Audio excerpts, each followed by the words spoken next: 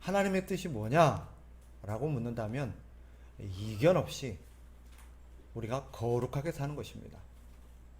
구약뿐만 아니라 신약에서도 거듭거듭 가르치는 말씀입니다. 만약에 여러분들이 하나님 앞에 묻는다면, 하나님, 제가 어떻게 살기를 바라십니까? 라고 묻는다면 하나님은 반드시 분명하게 이렇게 말씀하실 겁니다. 너희가 거룩하게 살기를 바란다. 왜 그렇습니까? 하나님이 거룩하신 분이기 때문입니다. 거룩하신 하나님과 함께 살려면 거룩해야 됩니다. 그게 하나님 뜻입니다. 그렇다면 우리가 던질 만한 질문이 뭐겠어요? 거룩이 뭐냐는 거죠, 그죠? 하나님의 뜻은 거룩한 것입니다. 우리가 아무리 열심히 살고 아무리 많은 일을 해도요, 거룩하지 않으면 그것은 하나님의 뜻을 거스르는 것이고 하나님의 뜻대로 살지 않은 것입니다.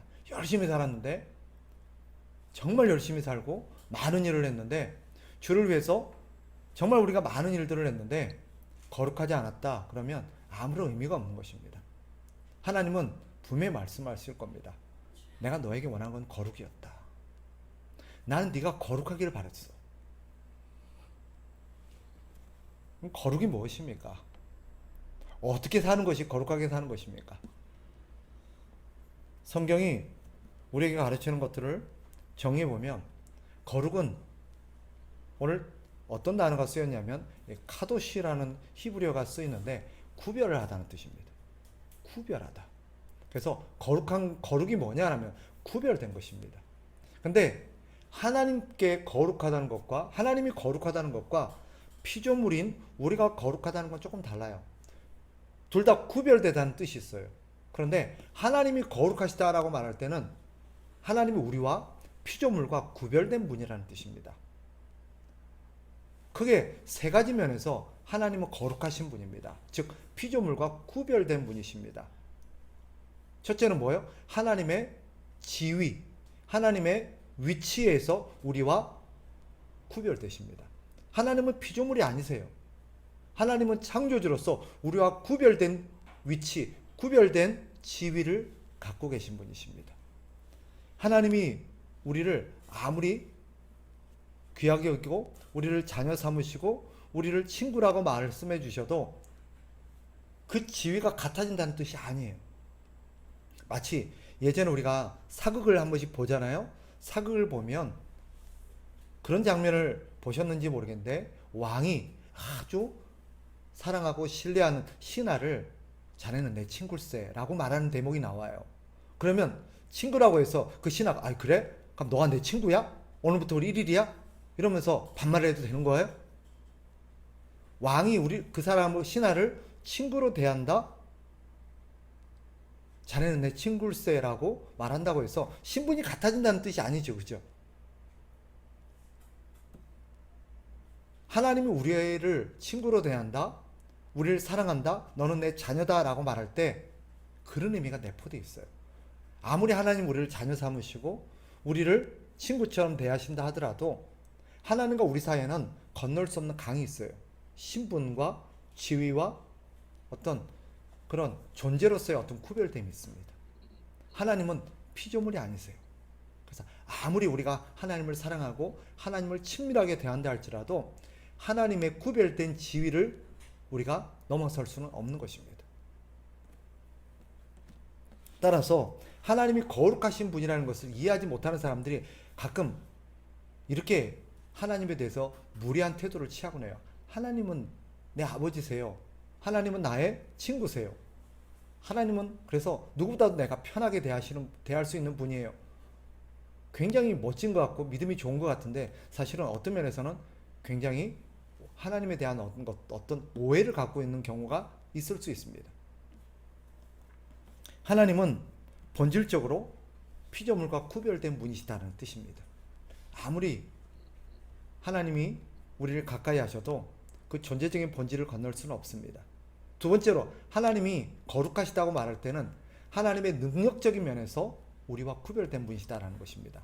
하나님은 무한하신 분이세요. 반면 피조물은 어떤 존재예요? 유한한 존재예요. 하나님은 무한하세요.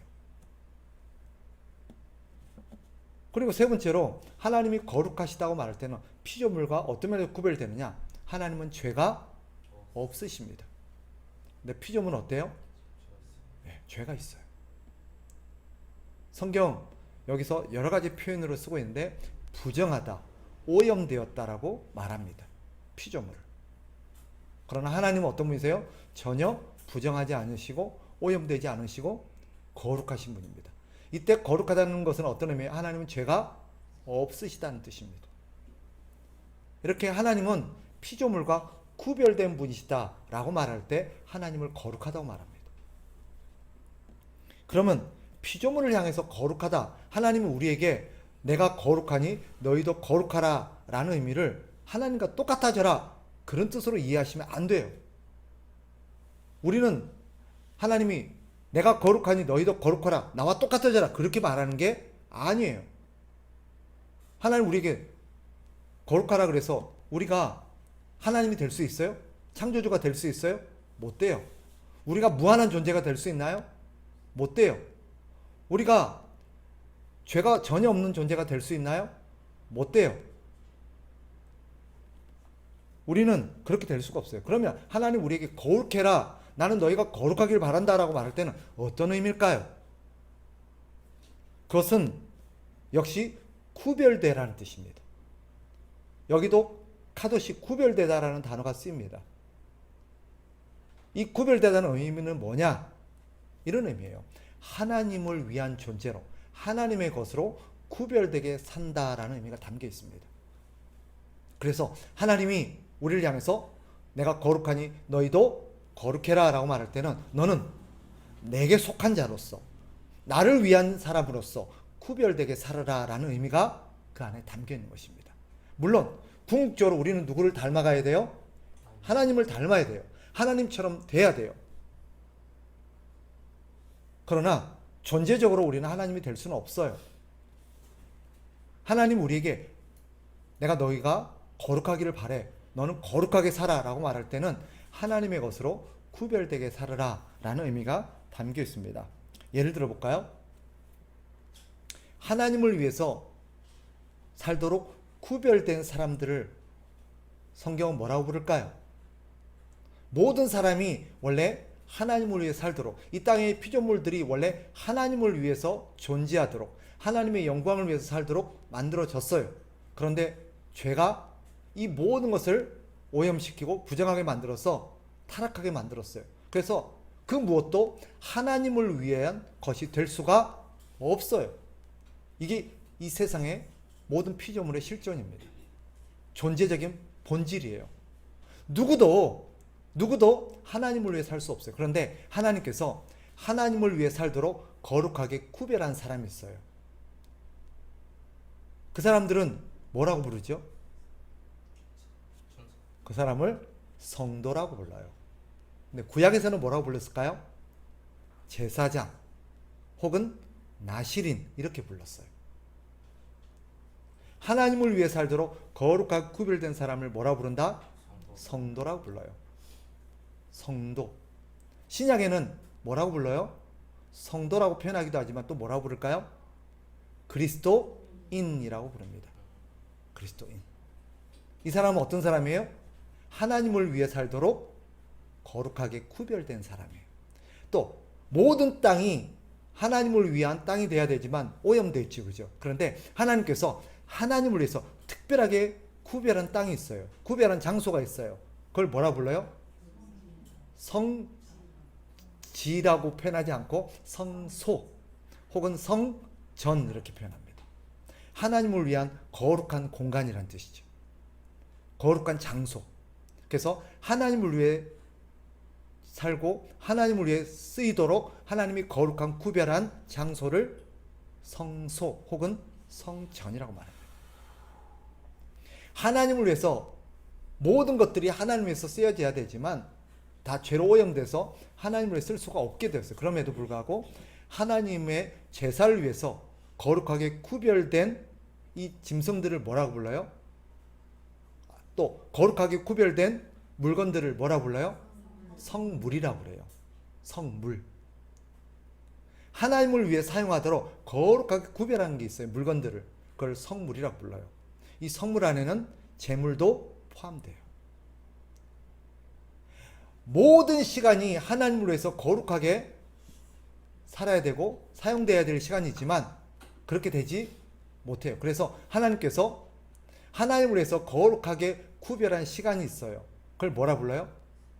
성일이라고 불러요. 성일. 근데 구약에는 그걸 뭐라 불렀어요? 안식일이라고 불러요. 안식일. 그럼 신약에는 뭐라 부를까요? 주일이라고 불러요. 정확한 말은 뭐예요? 주의 날 이렇게 표현하고 있어요. 이게 우리는 주일, 주의 날이란 말을 번역한 거예요. 주일이라고 부르고 있어요. 같은 말이에요. 이해되세요? 무슨 말인지? 그래서 하나님을 위해서 존재하도록, 살도록, 사용하도록 구별된 것을 뭐 해졌다? 거룩해졌다 라고 불러요. 이 성자는 거룩할 성자죠. 그죠? 거룩한 물건, 거룩한 사람, 거룩한 장소, 거룩한 시간 이런 뜻이에요. 자, 그렇다면 어떻게 거룩해질 수 있을까요? 어떻게 거룩해질 수 있어요? 내가 이제 주를 위해 거룩해져야지. 그렇게 하면 거룩해질 수 있을까요? 그러면 하나님의 말씀대로 살면 거룩해질까요? 네. 우리 힘으로 우리 노력으로 거룩해질 수 없습니다. 그 무엇도 거룩해질 수 없습니다. 거룩은 누구만이 거룩해요? 하나님만이 거룩해요. 하나님만이 거룩하였어요. 거룩하게 하실 수 있는 분은 하나님밖에 없어요. 하나님이 어떤 사람을 거룩하게 할 수 있을 뿐이에요. 하나님이 어제까지는 하나님을 위해서 살 수 없는 부정하고 타락한 죄인이었는데 하나님께서 하나님을 위한 사람으로 변화시켜서 하나님을 위한 것으로 거룩하게 구별한 사람이 있을 뿐입니다. 그 사람을 아까 뭐라고 불렀어요? 성도라고 불러요. 성도. 제사장, 나실인, 그리스도인 다 같은 말입니다. 오직 사람이 어떻게 거룩해질 수 있어요? 하나님이 거룩하게 구별하셔야 거룩해질 수 있습니다. 하나님만이 우리를 거룩하게 할 수 있어요. 어떤 물건이 거룩해지려면 어떻게 해야 돼요? 역시 하나님이 그 물건을 거룩하게 하셔야 돼요. 내가 아무리 이거 거룩한 거야 해도 하나님이 거룩하다고 하지 않으면 거룩한 게 아니에요. 오직 무엇만이 거룩해요? 하나님이 거룩하게 구별하신 것만이 거룩해요. 그래서 이 개념을 알아야 돼요. 피조물을 향해서 거룩하다고 말할 때는 어떤 뜻이라고요? 하나님만을 위해서 사용하도록 구별된 것, 이것이 거룩입니다. 그래서 하나님이 우리를 향해서 성호야 거룩해라 라고 말할 때는 무슨 말이에요? 그러면 무슨 말이에요? 너는 오늘부터 얘도 은혜 받으러 왔나 봐. 너는 오늘부터 나만을 위해서 살아라 라는 뜻입니다. 내가 거룩하니 너도 거룩해라. 무슨 말이에요? 나는 구별된 존재다. 그러니 네가 나를 섬기고 나와 함께 하려면 너도 구별된 존재로 살아야 된다. 그런 뜻이에요. 그런데 우리를 향해서 거룩해라, 구별되게 살아라는 말은 무슨 말이라고요? 나만을 위해서 살아라는 거예요. 나만을 위해서. 이게 거룩하라는 뜻입니다. 이해되세요? 그래서 하나님 우리를 향해서 내가 거룩하니 너희도 거룩하길 바란다. 나는 니네가 거룩하기를 바란다 라고 말할 때는 니네가 누구만을 위해서? 하나님만을 위해서 살기를 바란다는 거예요. 뒤에 공부하겠습니다만 그러면 부정하다는 건 무슨 뜻일까요? 여기 보면 부정하다 그런 표현이 있어요. 그죠? 부정해, 더러워졌다, 부정해졌다. 어떤 의미겠어요? 혹은 오염되었다 라는 표현을 써요. 즉 하나님만을 위해서 살아야 될 것이 하나님 아닌 다른 용도로 쓰일 때 뭐예요? 부정해진 거예요. 그걸 뭐라 불러요? 죄라고 불러요. 죄. 즉 죄를 위해서 죄에 접촉한 것은 죄와 접촉한 것은 뭐예요? 죄를 위해서 사용되었다라는 뜻이 돼요. 그게 부정해지는 거예요. 다른 게 부정한 게 아니에요. 하나님만을 위해서 써야 될 것이 잘못 사용됐을 때 그게 부정해지는 거예요. 이해되세요? 그게 성경에 말하는 부정한 것입니다. 그러면 자, 하나님께서 이제 거룩하게 살아야 된다는 것이 무슨 말인지 알았어요. 그죠? 거룩하게 산다는 게 뭐라고요? 하나님만을 위해서 사는 것이에요. 그러면 어떻게 하는 것이 거룩하게 사는 거냐? 어떻게 하는 것이 하나님만을 위해서 사는 거냐? 하는 그것을 가르치는 책이 뭐냐? 레위기예요. 이해되세요? 레위기는 그렇게 거룩하게 구별된 사람, 거룩하게 구별된 물건, 거룩하게 구별된 시간들이 하나님을 위해서 어떻게 거룩하게 쓰여져야 되는지를 가르치고 있는 책입니다. 거룩해지지 않은 사람은 이 책하고는 아무런 상관이 없어요. 레위기는 누구를 위한 책이에요? 거룩해진 사람들을 위한 책이에요.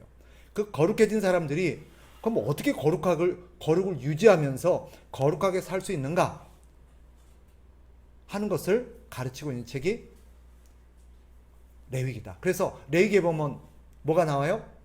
시간을 어떻게 하게, 거룩한 시간을 어떻게 사용했는지, 이걸 우리가 나중에 절기회 때 나오죠. 그죠? 거룩한 사람은 어떻게 살아야 되는지. 그래서 이 레위기는 크게 두 부분으로 나뉘어집니다. 1장부터 16장까지 나뉘고요. 17장부터 마지막 27장까지 나눕니다. 1장부터 16장까지는 예배에 대한 얘기예요. 제사와 관련된 것입니다. 즉 거룩해진 하나님의 백성들이 예배를 통해서, 제사를 통해서 어떻게 거룩하신 하나님과 동행하며 살 수 있는가, 어떻게 거룩한 예배를 드리면서 살 수 있는가 하는 것들을 가르칩니다. 만약에 저를 보세요. 거룩한 주의 백성들도 다시 오염이 되거나 부정해질 수 있을까요? 없을까요? 있습니다. 그럼 어떻게 다시 거룩하게 될 수 있을까요? 그게 제사예요. 그게 제사예요. 왜 하나님께서 제사를 만들었어요? 거룩하게 살아야 될 주의 백성들이 거룩하게 살지 못해서 죄로 오염이 되었을 때 다시 하나님 앞에 거룩하게 살아갈 수 있도록 하기 위한 것이 뭐예요? 제사예요. 그래서 이 제사는 언제 드려요? 언제 드릴까요? 성경을 보면 제사는 언제 드려요? 두 가지의 경우 드려요. 첫째, 매일 드립니다. 왜 그래요? 그죠? 매일 우리는 죄를 짓기 때문에. 매일 죄를 짓기 때문에. 근데 또 언제 드려요? 수시로 드려요. 왜요? 수시로 죄를 짓기 때문에. 이게 사실이에요, 진짜로. 사실이에요. 결론은 뭐예요? 언제 제사를 드려요? 매일 수시로 드리는 거예요. 매일 수시로 드려요. 그래서 우리는 하나님과 어떻게 거룩하게 살 수 있나? 매일 수시로 하나님 앞에 제사와 예배를 드리면서 하나님과 함께 살 수 있습니다.